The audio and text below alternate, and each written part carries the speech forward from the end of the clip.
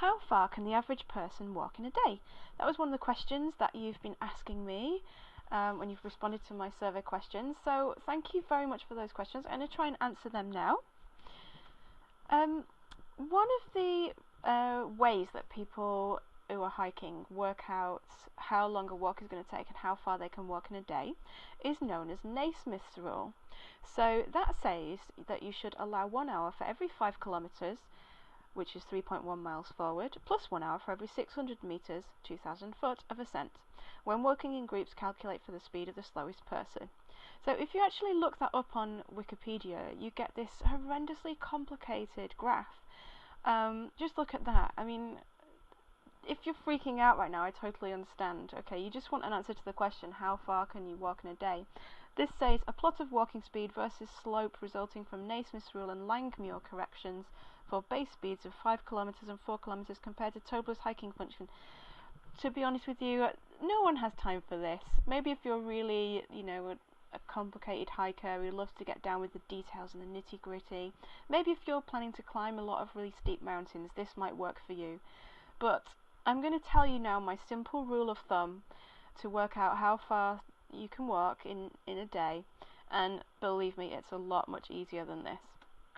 So my rule of thumb is that I can walk 2 miles per hour, which is about 3 kilometers. And that is, to be honest with you, a little bit on the slow side of walking.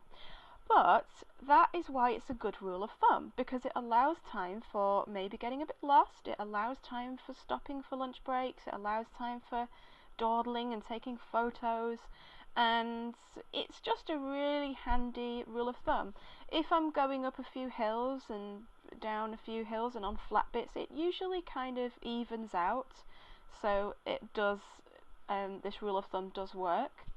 If you're going up a really steep hill, then you might need to refer to Naismith's rule, but my rule of thumb, I find, in my walks anyway, usually turns out to be pretty true.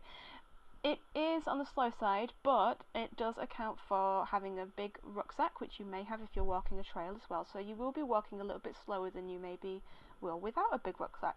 So that is my rule of thumb, and I strongly recommend that you consider applying it, because I've just found it really simple and it helps me to plan my day. So using that rule of thumb, if you start walking at 9 AM and you finish at 6 PM, then you can see that you can do 16 miles in a day, which is about 26 kilometers. In reality, a lot of people do walk a lot further than that, because they end up walking a lot faster than 2 miles an hour. But that is a rough example, so you could obviously start earlier if you have to walk longer, or even finish later if it's light enough. So on an average trail, you're probably going to be walking around 8 miles, which is 13 kilometers, to about 15 miles or 24 kilometers per day. So obviously it depends on where the various accommodation points are on the trail, but those are roughly the kind of distances that you're going to be working on. But the main thing to think about is how far can you walk in a day, and how far do you want to walk in a day? And remember, this is going to be an enjoyable experience. It's not going to be a route march unless you really want it to be like that and you want to really push yourself to the absolute limits of your physical endurance. But for your first trail walk, why not just enjoy it and plan something that's relatively relaxed in terms of your itinerary? So that is how far an average person can walk in a day. And yeah, if you want to know more, I've got Trail Walking for First Timers, which is my 3-week mini course for planning, organising and preparing for your first long distance path. And it is aimed at first timers. It gives you a bit of motivation, a bit of encouragement and a bit of practical information and tips and tricks to plan your first long distance trail. And you can find out more about that at the URL there, walkyourweekends.com/long-join.